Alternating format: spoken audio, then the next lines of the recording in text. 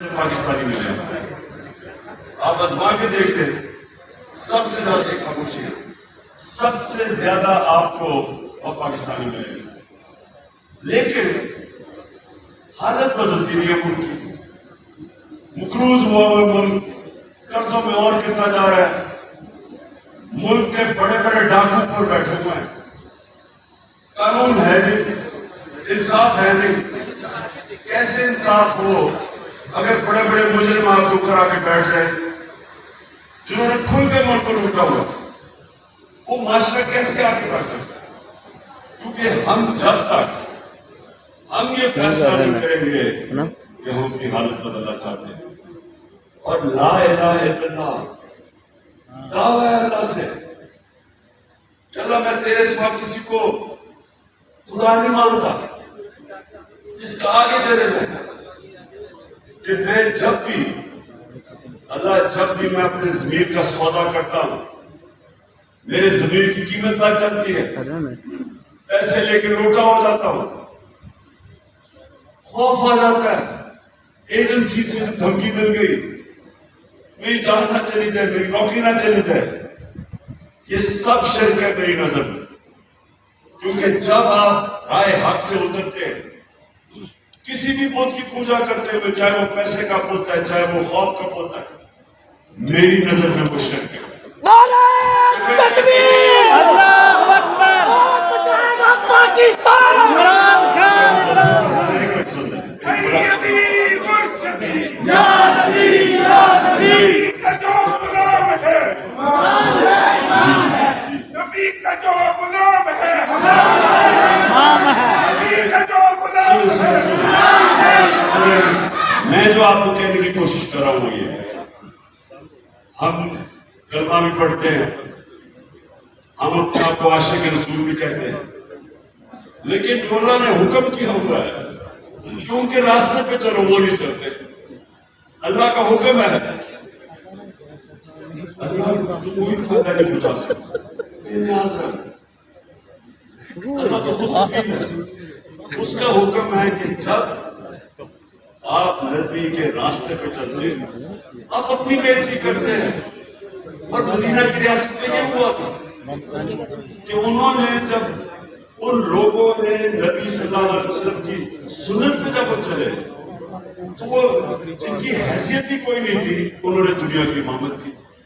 اور یہ world history کا حصہ ہے, یہ کوئی ایسی چیز نہیں کہ جو آپ کہیں گے کہ یہ کوئی کہانیاں ہیں.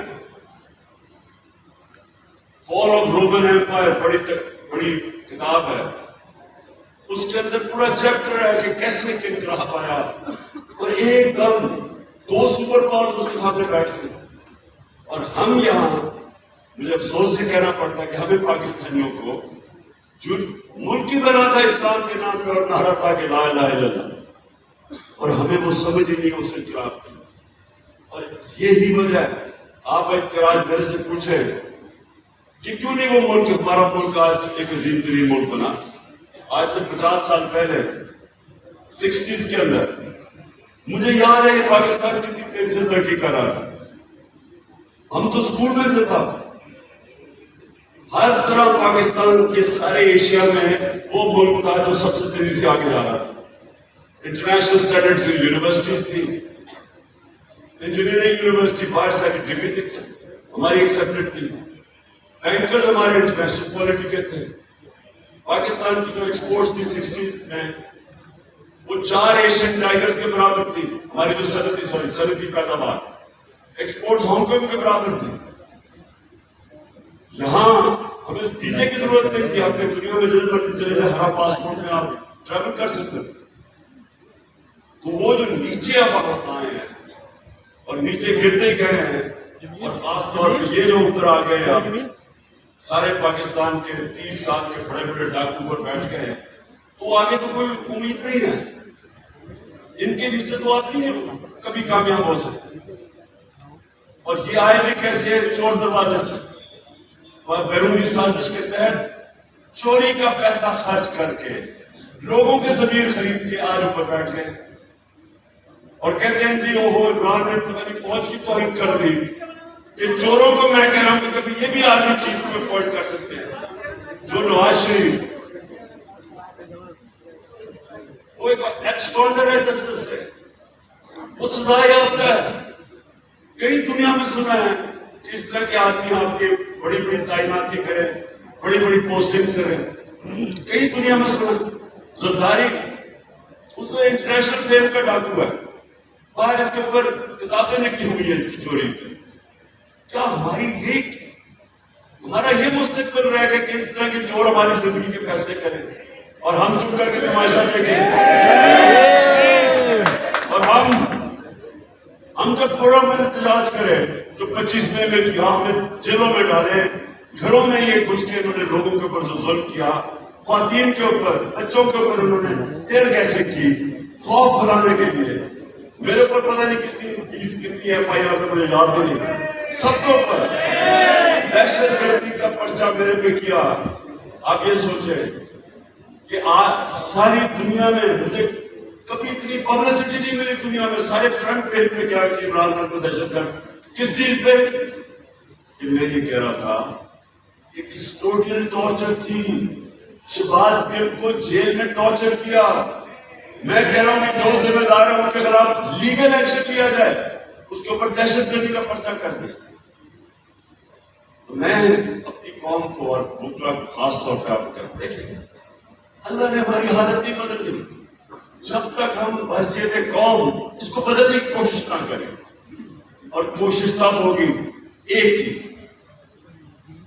رول آف لا، قانون کی بالادستی۔ جس کے لیے میں آپ کے پاس اس لیے میں اپنی ساری بکلا کمیونٹی کو مل رہا ہوں، جس شہر میں جا رہا ہوں وکیلوں کو مل رہا ہوں۔ میرا مقصد صرف ایک ہے کہ جو ہماری کمیونٹی، جو برادری سب سے زیادہ اس پہ کھڑی ہو سکتی ہے وہ پاکستان کے وکیل ہیں۔ ذمہ داری آپ کے اوپر زیادہ ہے۔ دیکھیں، اللہ نے ہمیں جب دنیا میں بھیجا تو جو ہمارا آخرت میں امتحان ہوگا وہ ایک چیز پہ ہوگا کہ اللہ کہے گا کہ میں نے تمہیں یہ نعمتیں دی، میں نے تمہیں یہ نوازا، تم نے اپنے معاشرے کے لیے، انسانیت کے لیے کیا کیا؟ یہ ہے ہمارا امتحان۔ ہمارا جو آخرت میں امتحان، وہ جو اللہ ہمیں نعمتیں دیتا ہے اس کے اوپر ہوگا۔ ایک عام میرا جو گھر میں کام کرنے والا ملازم ہے، اس کا بڑا کام امتحان ہے، وہ بیوی بچوں کے پیٹ پالے تو وہ پاس ہو جائے گا۔ آپ کے لیے اور مشکل ہوگا کیونکہ آپ کے لیے انصاف کو اپنے اپہولڈ کرنا ہے۔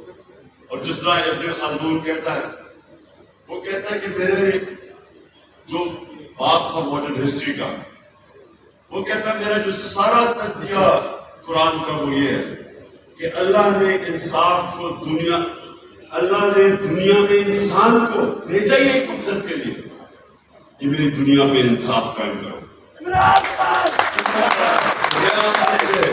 میں آپ سب کو یہ کہنا چاہتا ہوں کہ دیکھیں، یہ آنے والا ایک ملک کا فیصلہ کن مرحلہ ہے۔ انگریزی میں کہتے ہیں ڈیفائننگ مومنٹ، فیصلہ ہوگا کہ ملک اب ادھر یا جائے گا یا ادھر جائے گا۔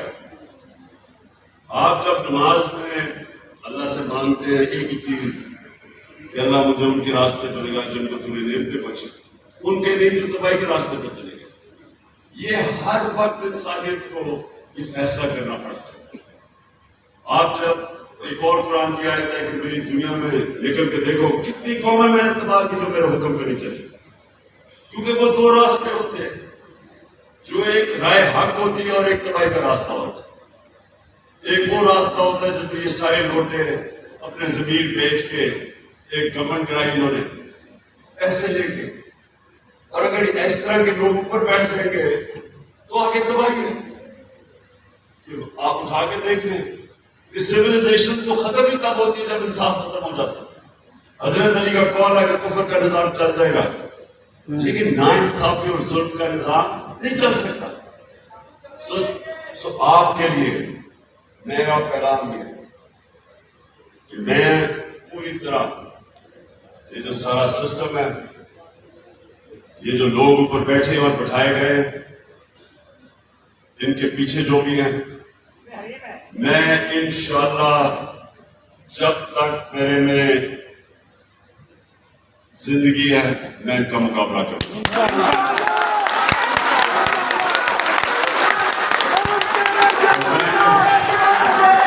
میں یہ چاہ رہا ہوں کہ آپ سب سے میری ٹیم بننا ہے، اور انشاءاللہ میں یہ بھی آپ کو بتا دوں کہ کبھی میں نے اپنی قوم میں یہ بیداری نہیں دیکھی، یہ شعور نہیں دیکھا جو آج میرے لوگوں میں کبھی نہیں میری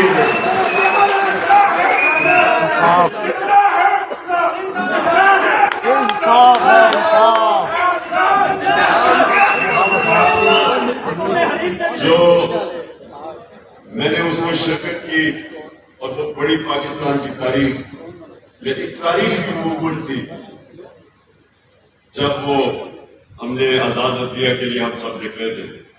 میں نے جیل میں بھی ٹائم گزارا اس کے لیے، کئی دن گزارے، اور پھر کوشش کر رہے ہیں مجھے جیل میں ڈالنے کے لیے. جس طرح کہ وہ بہت بڑا عذاب ہے. میں ان کو کہہ رہا ہوں میں تو جان دینے کے لیے تیار ہوں اس کے خلاف. جیل میں چھوٹی چیز ہے. میں نے جو بہت بڑی موومنٹ کی آپ کی وکلا کی موومنٹ بہت بڑی موومنٹ تھی، اور اس سے افسوس مجھے یہ ہے کہ اس سے وہ نتائج نہیں ملے جو ملنے چاہیے تھے. لیکن یہ اب اس سے بڑی موومنٹ آ گئی ہے. یہ ملک کو حقیقی طور پہ، اور حقیقی طور پہ آزادی کا مطلب کہ جو بیرونی ملک طاقتیں ہمیں غلاموں کی طرح رکھتی ہیں کہ جو آپ روس سے تیل نہیں خرید سکتے. ہندوستان خرید رہا ہے، ہمارے ساتھ آزاد ہوا ہے، 40% سستا تیل خرید رہا ہے، لیکن پاکستان نہیں خرید سکتا. ہم جناب یہاں بیسز دیں کسی اور کی جنگ میں شرکت کریں جو ہم نے 80,000 اپنے لوگوں پار کر دیا ان کے لیے. تو ہم سب سے پہلے تو یہ جو باہر سے ڈکٹیشن اور ریموٹ کنٹرول پہ غلامی کرنا پڑتا، ایک تو اس سے آزاد ہونا ہے، اور دوسرا یہ جو اندر رول آف لا قائم کر کے یہ جو بڑے بڑے ڈاکٹر، رول آف لا کا مطلب کیا ہے؟ میرے نبی صلی اللہ علیہ وسلم نے تقریباً 1500 سال پہلے اس کو ڈیفائن کر دیا تھا. انہوں نے کہا تھا کہ وہ قومیں برباد ہو جاتی ہیں، تمہارے سے پہلے قومیں برباد ہو گئی، کہ طاقتور چوری کرے تو اس کو نہ پکڑو، اور کمزور غریب چوری کرے اس کو جیل میں ڈال دو. انہوں نے تب اس کا مطلب رول آف لا نہیں، طبقاتی قانون ہے، طاقتور کے لیے کمزور کے لیے دوسرا، وہ تباہ ہو جاتی ہے قوم. ہم ادھر کھڑے ہیں، آج تباہی کے کنارے پہ کھڑے ہیں. یہ جب سے 4 مہینے پہلے چور آئے ہیں، آج آپ ملک کی کوئی اکنامک انڈیکیٹر لے لیں، پاکستان کی تاریخ میں سب سے زیادہ مہنگائی ہوئی ہے 4 مہینوں میں.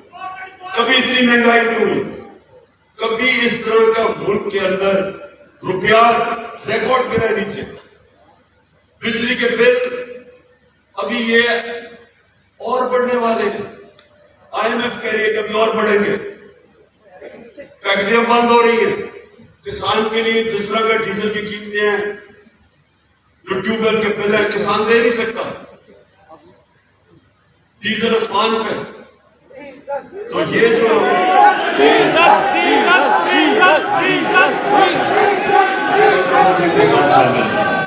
میں جو آپ کو کہہ رہا ہوں کہ یہ 4 مہینے میں 6% اکنامک گروتھ ریٹ سے یہ بالکل ملک کو نیچے لے آئے ہیں. فیکٹریاں بند ہو رہی ہے، بے روزگاری بڑھ رہی ہے، قیمتیں آسمانوں پہ ہیں. یہ کون ذمہ دار تھا؟ کس نے یہ سارا پلان کر کے یہاں لے کے آ گئے؟ اس لیے اب یہ کوشش کر رہے ہیں کہ پہلے یہ چور یہ سارے جو بیٹھ گئے، اب یہ کوشش کر رہے ہیں کہ کسی نہ کسی طرح عمران خان کو ڈسکوالیفائی کیا جائے، اور اس کو ڈسکوالیفائی کر کے اور کسی طرح یہ چور ہمارے اوپر الیکشن جیت کے پھر بیٹھ جائے. یہ ان کی پوری کوشش ہے. اس لیے میں چشتیہ بار میں آپ کے پاس آیا ہوں، اور میں آپ سے امید رکھتا ہوں کیونکہ میں ساری جگہ اپنے وکیلوں کو تیار کر رہا ہوں. آپ اس طرح تیار کروں، میں نے آپ کو کال دینی ہے، آپ میری کال کی انتظار کریں گے، اور میں انشاءاللہ یہ میرا آپ سے وعدہ ہے کہ میں جو آپ کو ان کا مقابلہ کر کے دکھاؤں گا کیونکہ میری ٹریننگ ہے مقابلے کرنے کی. میں صرف ایک اور چیز کہنا چاہتا ہوں. ہم نے آپ کے لیے اسلام آباد میں 50 سال کے بعد جوڈیشل کمپلیکس بنایا. ہماری اب کوشش ہے کہ ڈویژنل ہیڈ کوارٹرز پہ جوڈیشل کمپلیکس بنے. اور سیکنڈلی وکلا کے لیے ہاسٹلز، یہ بھی ان کو بڑی مشکلیں پڑتی ہیں جب وہ دور جاتے ہیں. یہ 2 چیزیں ہماری کوشش ہے کہ ابھی پنجاب گورنمنٹ کو میں آپ کے لیے کرتا ہوں. بہت بہت شکریہ.